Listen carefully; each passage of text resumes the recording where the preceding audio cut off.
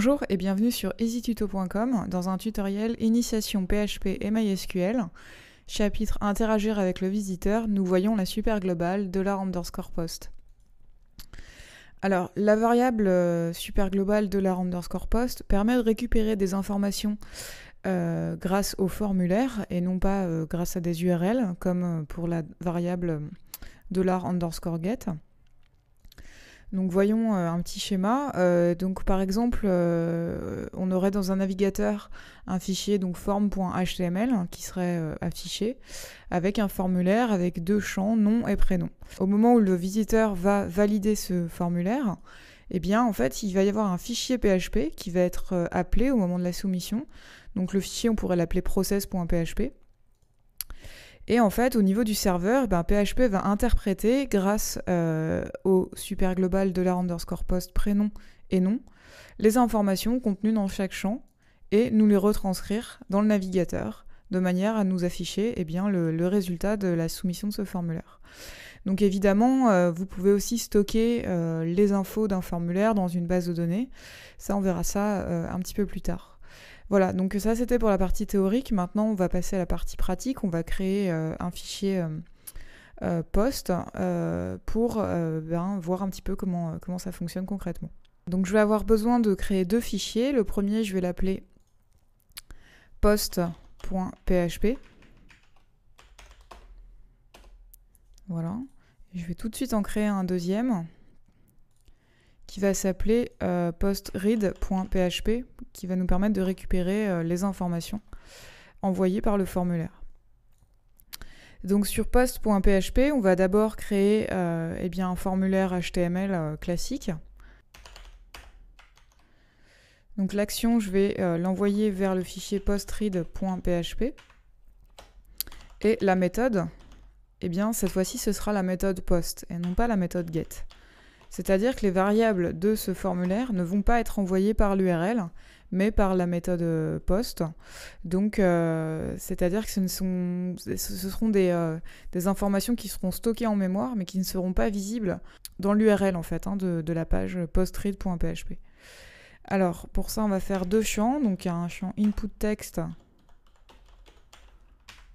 pour le login. Donc, name égale login.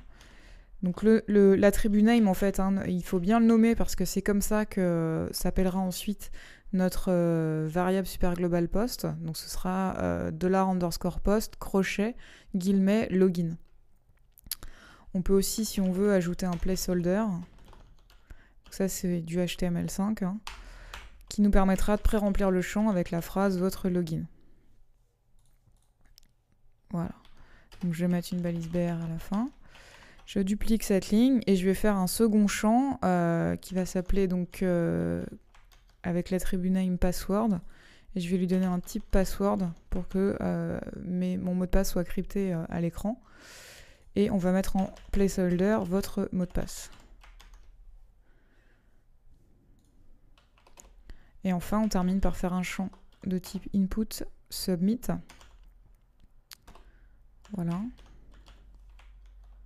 Et on va lui passer comme valeur, donc c'est ce qui s'affichera sur le bouton, valider. Voilà.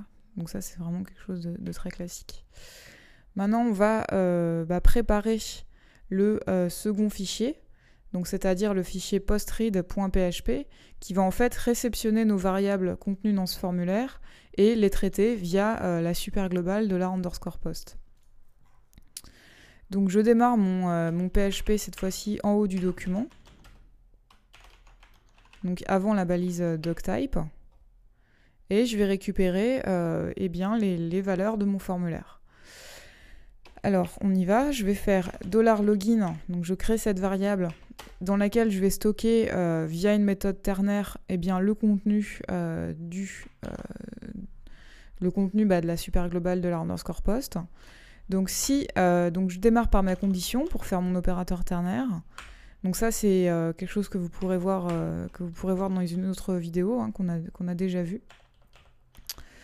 Donc si la super globale $_post login est définie,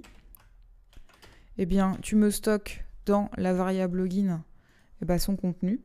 Donc de nouveau $_post login.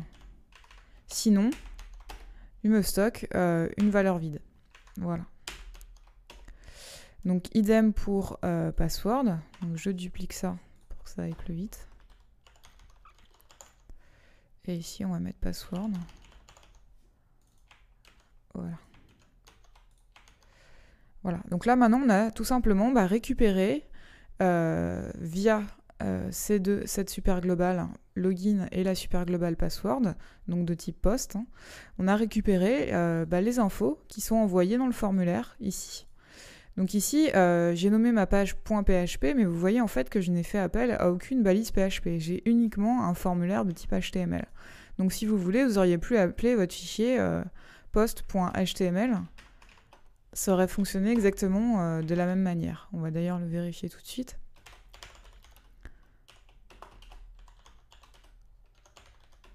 Voilà, vous voyez bien, j'ai mon formulaire classique, tout ce qu'il y a de plus normal. Donc je vais taper un login, donc je vais mettre moi tout simplement, et un mot de passe.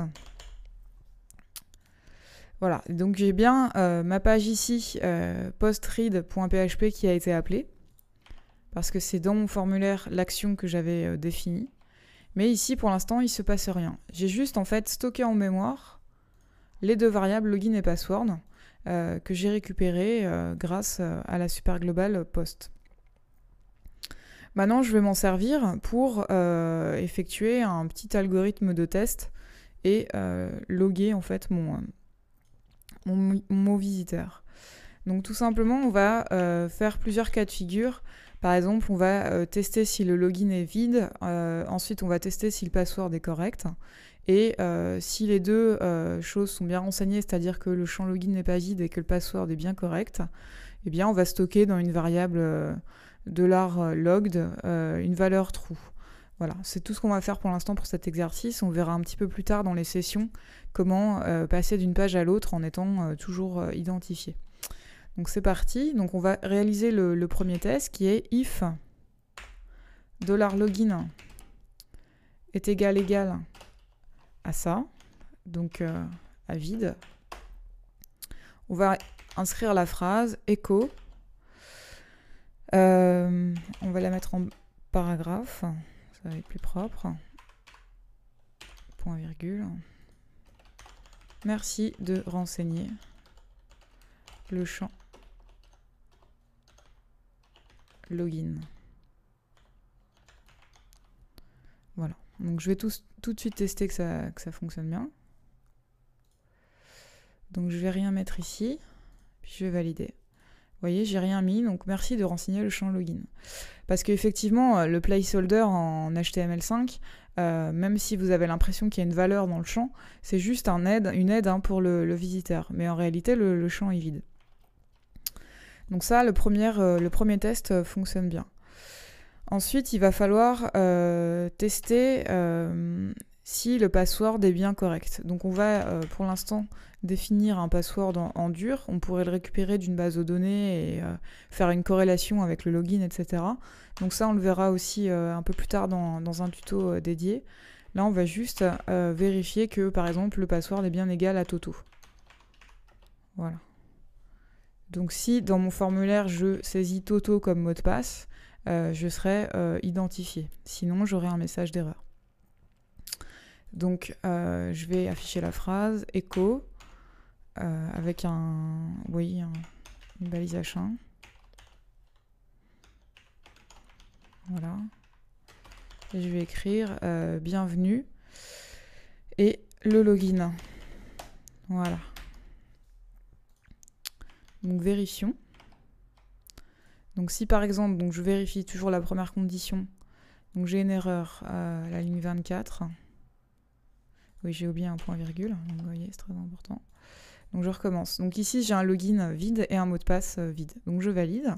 J'ai bien la première condition qui est remplie, donc il ne poursuit pas mon script. Donc ça, il me dit déjà que le champ login n'est pas rempli, donc il ne poursuit pas l'action, il ne va pas tester le password. Donc je vais remplir le champ. Donc je vais l'appeler... moi, et je vais mettre le mot de passe Toto. Je valide. Voilà. Et il y a bien écrit bienvenue moi, donc ce qui n'a pas trop de sens. Je vais quand même mettre un login un peu plus, voilà. Et de nouveau Toto, voilà. Donc maintenant, si je mets un mot de passe qui n'est pas le bon, donc je vais mettre n'importe quoi et que je clique sur valider, bah vous voyez en fait j'ai pas de cas de figure dans ce cas-là, donc il faut que je le crée. Donc je vais faire un dernier else. Sinon, echo le mot de passe saisi est erroné. Donc allons-y, testons. Voilà. Donc vous voyez, il faut bien penser à tous les cas de figure. Donc si maintenant je saisis bien mon mot de passe, eh bien ça fonctionne, c'est-à-dire qu'il se stoppe ici, il ne poursuit pas le reste du script. Voilà. Donc bah, c'est terminé pour cette vidéo consacrée à la variable $_post. Donc on a vu ici. Évidemment, dans votre formulaire, vous pouvez faire autant de champs que vous voulez et réceptionner les variables. C'est totalement illimité. Je vous remercie pour votre attention et je vous dis à bientôt.